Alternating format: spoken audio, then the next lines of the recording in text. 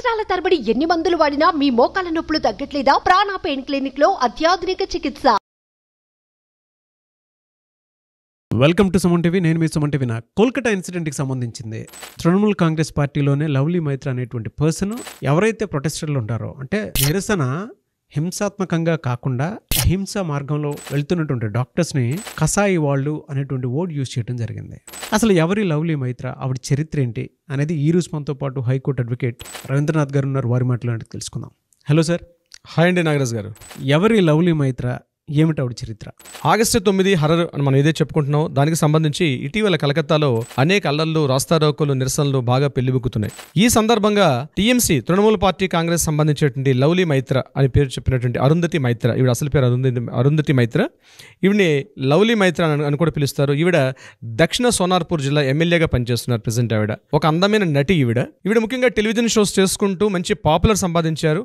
Over night start అయ్యారు. జోల్ నూపుర్ అనేటువంటి ఒక కార్యక్రమం ద్వారా, ఒక టెలివిజన్ షో ద్వారా బాగా పాపులర్ అయ్యి మెల్లగా అక్కడ నుంచి ఒక సామాజిక కార్యకర్తగా, ముఖ్యంగా మహిళలకు సంబంధించిన రక్షణ బాధ్యతలు, మహిళల మీద అత్యాచారం జరుగుతున్నటువంటి వీటి మీద కొంత సామాజిక సోషల్ మీడియాలో వెలుగెత్తి చాటి కొంతవరకు అక్కడ ఫెమిలియర్ అయ్యి మెల్లగా తృణమూల్ పార్టీ కాంగ్రెస్లో తనకంటూ ఒక స్థానం ఏర్పాటు చేసుకుని ఎమ్మెల్యే టికెట్ పొంది అక్కడ నుంచి సోనార్పూర్ దక్షిణ సోనార్పూర్ ప్రాంతం నుంచి ఒక ఎమ్మెల్యేగా ఎన్నికై ప్రస్తుత తృణమూల్ పార్టీ కాంగ్రెస్లో ఎమ్మెల్యేగా కొనసాగుతున్నటువంటి ఈ వ్యక్తే ఈ లవ్లీ మైత్ర ఉరఫ్ అరుంధతి మైత్ర. అయితే ఈవిడ ఏదైతే ఈ సంఘటనకు సంబంధించి రాష్ట్ర వ్యాప్తంగా, దేశవ్యాప్తంగా అల్లర్లు, నిరసనలు, హర్తాళ్ళు మొదలైన జరుగుతున్న ఇటువంటి నేపథ్యంలో ఈవిడ చేసినటువంటి కీలకమైన వ్యాఖ్యలు నిన్న ముఖ్యంగా సందీప్ ఘోష్ని ఎప్పుడైతే జ్యుడిషియల్ రిమాండ్ అవుతుందో ఈ టైంలో ఆవిడ చేసినటువంటి కీలకమైన వ్యాఖ్యలు ముఖ్యంగా రాష్ట్ర వ్యాప్తంగా బెంగాల్ వ్యాప్తంగా బాగా అల్లకల్లోలంగా ఇంకా అగ్నికి ఆజ్యం పోసే విధంగా ఆవిడ చేసినటువంటి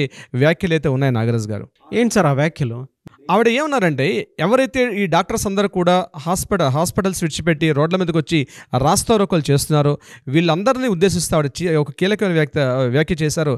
దాన్ని కసాయి వాళ్ళు, అంటే మాంసం కొట్టుకునే వ్యక్తుల్లో అటువంటి వ్యక్తులు అంటే కసాయి వాళ్ళు, అంటే మానవత్వం లేని వాళ్ళు అన్నటువంటి మాటను చెప్తూ ఆవిడ కసాయి వారు అని బెచ్చర్స్ అని చెప్పి ఆవిడ ఉచ్చరించడం జరిగింది. ఈ ఆల్ డాక్టర్స్ ఎవరైతే ప్రొటెక్ట్ చేస్తున్న ధర్నాల్లో పాల్గొన్నటువంటి ఆల్ డాక్టర్స్ అందరూ కూడా అట్లా ఉద్దేశించి కసాయి వాళ్ళు అని చెప్పడం జరిగింది. బెచ్చర్స్ అంటే కసాయి. అవునండి, కసాయి వాళ్ళు మాంసం కొట్టుకునే వాళ్ళు అన్నటువంటి అర్థం అక్కడ మనకి వస్తుంది దానికి సంబంధించి.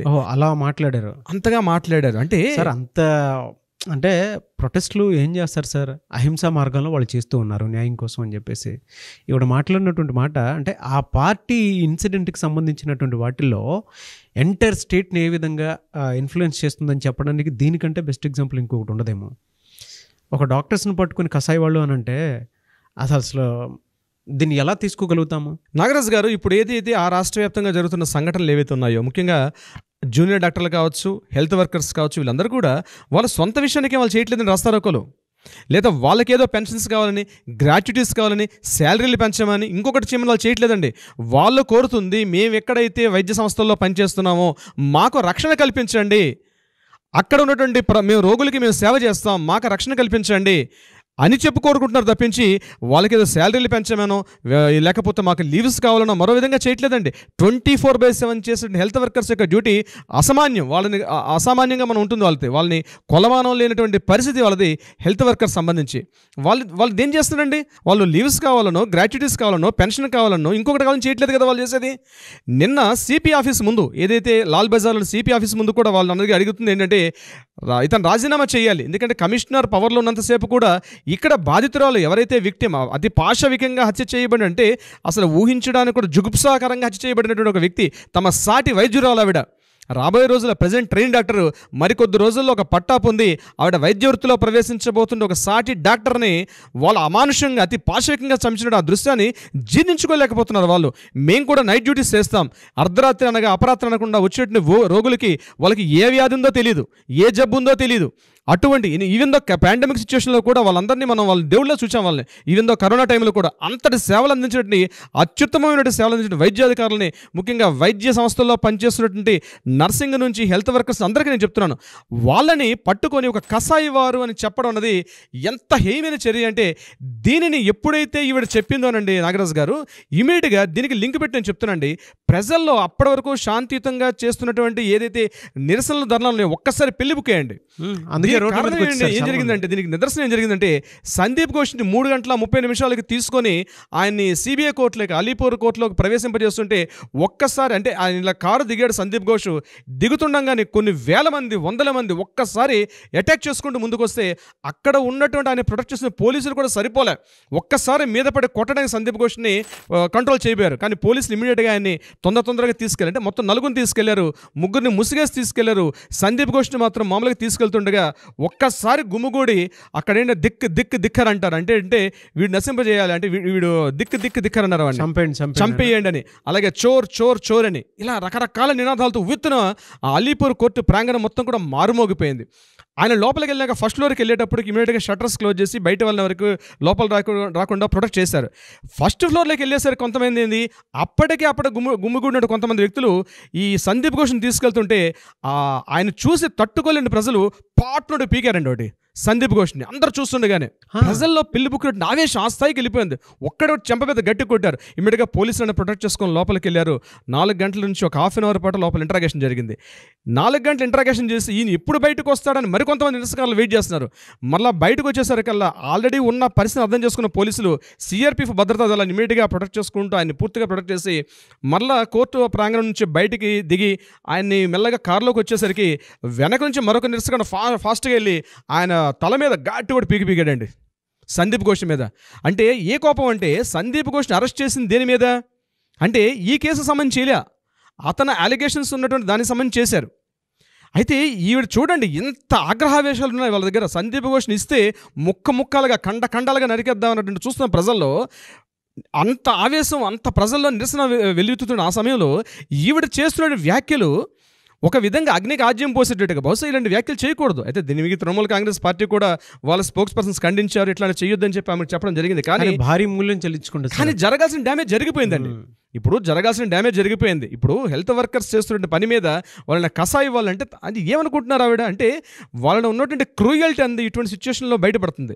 ఒకప్పుడు సామాజిక మాధ్యమాలు ఇదే ఈవిడ మన లవ్లీ మైత్రేయ మాట్లాడినప్పుడు మహిళల హక్కుల కోసం అని చెప్పి, మహిళల ఆత్మగౌరవం కోసం అని చెప్పి, మహిళల అత్యాచార ఘటనల నుంచి సోషల్ మీడియాలో తను బాగా ప్రచారం చేసిన వ్యక్తి ఇటువంటి సందర్భాల్లో ప్రజల యొక్క ఆగ్రహానికి భారీ మూల్యం చెల్లించుకునే పరిస్థితి ఉంటుంది. నాగరాజు గారు, లవ్లీ మైత్రేయ మాట్లాడుతూ గవర్నమెంట్ హాస్పిటల్లో పనిచేసేటువంటి ముఖ్యంగా వైద్యాధికారులందరూ కూడా హాస్పిటల్స్ విడిచిపెట్టి రోడ్ల మీదకి ఎక్కడం సరికాదని చెప్తూ, ముఖ్యంగా చాలామంది ప్రజలు ఇబ్బందులు పడుతున్నారు, ఎందుకంటే ప్రైవేట్ హాస్పిటల్ అంతంత అమౌంట్స్ ఇచ్చుకుంటూ పే చేసుకుంటూ వెళ్ళలేం కాబట్టి గవర్నమెంట్ హాస్పిటల్కి వస్తున్నారు, సాధారణ ప్రజానికం చాలా ఇబ్బంది పడుతున్నారని చెప్తూ ఈ విషయాన్ని ఆవిడ చెప్పడం జరిగింది. అయితే ఒక తెలివిగా కానీ ఒక అసెంబ్లీకి పంపించారు సోనార్పూర్ ప్రజలు. అక్కడ తను చేయాల్సిందంటే అసెంబ్లీలో గవర్నమెంట్ హాస్పిటల్లో కనీస ప్రమాణాలు కూడా లేవు. ప్రైవేట్ హాస్పిటల్లో వేల రూపాయలు ఇచ్చుకుంటూ ఎందుకు వెళ్తారు హాస్పిటల్కి అంటే, గవర్నమెంట్ హాస్పిటల్లో సరైన ప్రమాణాలు లేక వెళ్తారు. కానీ యాజ్ పర్ గవర్నమెంట్ డాక్టర్స్కి రూల్ పెట్టారు, ఖచ్చితంగా 2 years పాటు మ్యాండేటరీగా హాస్పిటల్లో పనిచేయాలని చెప్పి. బట్ డాక్టర్స్ పనిచేయాలంటే వాళ్ళకి కావాల్సిన ఈక్విప్మెంట్స్ ఇవ్వాలి కదా. కానీ ఎమ్మెల్యేగా పంపించినప్పుడు అసెంబ్లీలో తన ధ్వని వినిపించుకుంటూ అసెంబ్లీలో గవర్నమెంట్ హాస్పిటల్లో జరగాల్సినటువంటి కనీస ప్రమాణాలు ఇవ్వమని చెప్పి ఎందుకు అడగలేకపోతున్నారని చెప్పి సామాన్య ప్రజానికి ఆవిడ్ని నిలదీస్తున్నారు దీనికి సంబంధించి. ఇంకొకటి, ఒక సాటి మహిళ అతి కిరాతకంగా హత్య జరిగినప్పుడు ఒక మహిళమే చంపిన వ్యక్తి వాడ కసాయి వాడు కాదా, మేము కసాయి వాళ్ళమా అని చెప్తూ విమర్శిస్తున్నారు దీనికి సంబంధించి నాగరాజు గారు.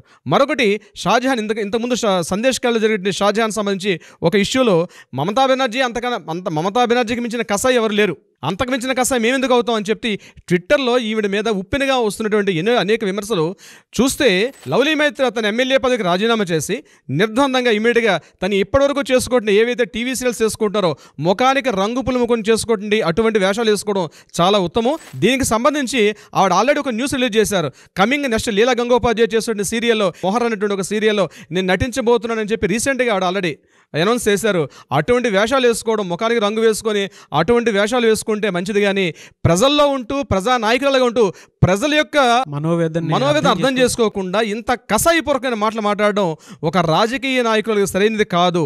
ఆల్రెడీ ఇలాంటి మాటలు మాట్లాడి ఎంతోమంది రాజకీయంగా ఎక్కడికి వెళ్ళిపోయారో, చీకటిలోకి వెళ్ళిపోయిన విషయాలు చాలా విషయాలు తెలుసు. ఇప్పటికైనా విషయాన్ని లవ్లీ మైత్రి గారు తెలుసుకుంటే తనకు రాజకీయ భవిష్యత్తు ఉంటుంది. అంతేగాని ఏదో ఒక మినిమం క్వార్టరీ మమతా బెనర్జీ యొక్క కనుసనల్లో ఉండాలి, మమతా బెనర్జీ యొక్క ఐ కాంటాక్ట్లో తను వెళ్ళాలి, ఇలాంటి వ్యాఖ్యలు చేసి తను దగ్గరకు తీసుకుంటాను అనుకోవడం మాత్రం ఇది కరెక్ట్ కాదు.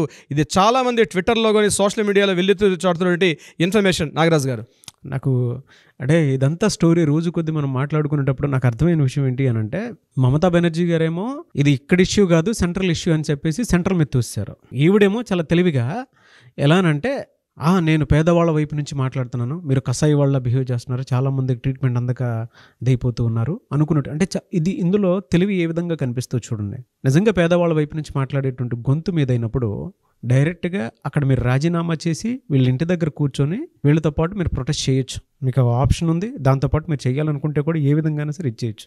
ఓకే, రాజీనామా చేయలేదు, మరి పార్టీలో మీరు గొంతు వినిపించవచ్చు. ఎందుకు అని అంటే అది గవర్నమెంట్ హాస్పిటల్లోనే జరిగింది. దానితో పాటు బీయింగ్ అంటే state CM and home minister and దాంతోపాటు హెల్త్ మినిస్టర్ మమతా బెనర్జీ గారు, అంటే 3 పోస్టుల్లో కూడా ఆవిడ ఉన్నారు. కావాలనుకుంటే ఏ రకంగా చూసుకున్నా కూడా న్యాయం చేకూర్చేటువంటి అవకాశాలు ఈ 3 పొజిషన్స్లో ఎటువైపు నుంచి చూసుకున్నా కూడా త్వరితగతిని న్యాయం చేయొచ్చు. సో అక్కడ కూడా ఆ వాయిస్ వినిపించలేదు. ఇప్పుడు ఏంటి అని అంటే, నేను ప్రజల పక్షాన పేదవాళ్ళ పక్షాన మాట్లాడుతున్నాను అంటే చనిపోయిన మనిషి పేదవాళ్ళు కాదా, ఒక్కొక్క స్టూడెంటే కదా. ఆ పాయింట్లో నేను చూసేప్పుడు దేశం మొత్తం దీనికి సంబంధించినటువంటి వాటిల్లో సత్వర న్యాయం జరగాలని చెప్పి దేశం మొత్తం కోరుకుంటుంది. సుప్రీంకోర్టు సుమోటోగా తీసుకున్నటువంటి ఒక చిన్న విషయంలా కనిపిస్తుందా? సుప్రీంకోర్టే సుమోటోగా తీసుకుంది, అదొక చిన్న విషయంలా కనిపిస్తుందా? ఈ టైంలో అలాంటి స్టేట్మెంట్స్ వాడి వాళ్ళే పవర్ని దించుకునేలా చేసుకుంటున్నారు అని చెప్పడంలో ఏమాత్రం సందేహం లేదండి. ఎందుకంటే ఈ ఒక్క దాంతో we want justice, we demand justice అని చెప్పేసి మనతో పాటు వచ్చేటువంటి వాళ్ళు చాలా ఎక్కువ మంది ఉన్నారు. అవునండి, చూద్దామండి. ఆవిడ పాయింట్లో చూసినప్పుడు అంటే ట్విట్టర్లో భయంకరంగా ఆవిడ మీద ఏదైతే ట్వీట్ ఫైట్లు నడుస్తూ అయితే ఉన్నాయి, దీనికి గనక ఇంకెవరైనా సరే అంటే కసాయి లేదంటే ఇంకోటి ఓట్స్ మాట్లాడితే ఇంకా పై ఎత్తున మాత్రం త్వరితగతి న్యాయం జరగడానికి అవకాశం ఉండేలానే ఉంటుందే తప్ప వాళ్ళ కంటిని వాళ్ళు పొడుచుకునే ప్రయత్నమే చేస్తున్నారు. కానీ దీనికి సంబంధించింది అయితే చూడాలి. రేపటికైతే మనకు క్లారిటీ వస్తూ ఉంటుంది కదా డెఫినెట్గా. అవునండి, సుప్రీంకోర్టు ట్రయల్స్లో భాగంగానే జ్యుడిషియల్ కస్టడీ నుంచి ఏం జరిగింది ఏంటి అనేది రేపటికైతే మనకు డెఫినెట్గా తెలుస్తుంది. అవును నాగరాజు గారు.